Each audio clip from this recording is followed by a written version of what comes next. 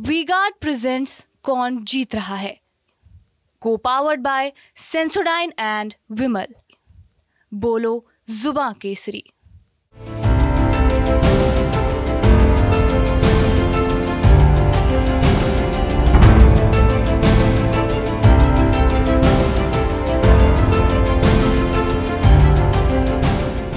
देश में लोकसभा चुनाव के नतीजों के बाद हरियाणा में बड़ा उलटफेर देखने को मिला है। राज्य में 10 सीटों पर काबिज बीजेपी इस बार 5 पर ही सिमट गई और बीजेपी को सीधा 5 सीटों का नुकसान हुआ है। कांग्रेस ने जो सीटें जीती हैं उनमें हिसार, रोहतक, सिरसा, अम्बाला और सोनीपत की सीट शामिल है। ऐसे में कहा जा रहा है कि इनमें से 4 सीटें ऐसी हैं जहां से हुड्डा के करीबियों ने जीत दर्ज की है। लिहाजा कहा जा रहा है कि इस बार हरियाणा में भूपेंद्र सिंह हुड्डा को कमाल देखने को मिला है। नमस्कार, मैं हूं देवेश यादव और आप देख रहे हैं टीवी 9।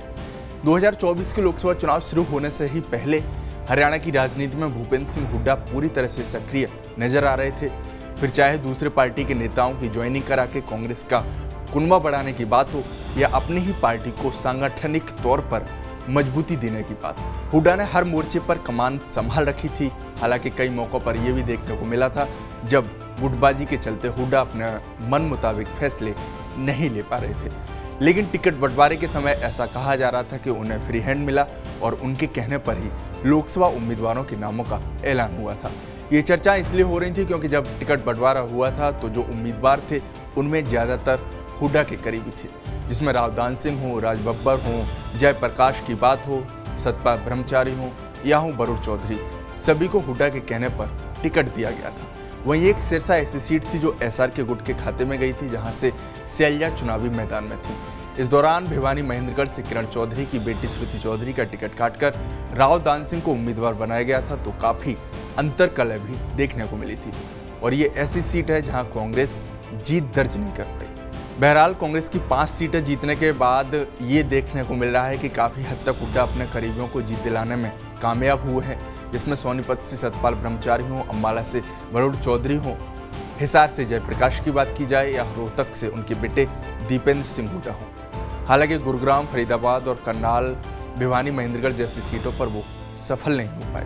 बहरहाल राज्य में दोनों पार्टियों को मिले वोट शेयर की बात की जाए तो 2019 के लोकसभा चुनाव में बीजेपी ने हरियाणा में क्लीन स्वीप किया था। राज्य में पार्टी को 58% के आसपास वोट मिले थे, वहीं कांग्रेस को 28.4% वोट मिले थे और पार्टी एक भी सीट नहीं जीत पाई थी। लेकिन 2024 के लोकसभा चुनाव में कांग्रेस ने वोट शेयर में तो बढ़त बनाई ही है, साथ ही लोकसभा की 5 सीटें जीतने में भी कामयाब हुई है। 2024 लोकसभा चुनाव में कांग्रेस के प्रदर्शन की बात की जाए तो वोट शेयर पर नज़र डालें तो ये बढ़कर 43.67 पर पहुंच चुका है। वहीं बीजेपी को 5 सीटों का तो नुकसान हुआ ही है, साथ ही वोट शेयर भी कम देखने को मिला है।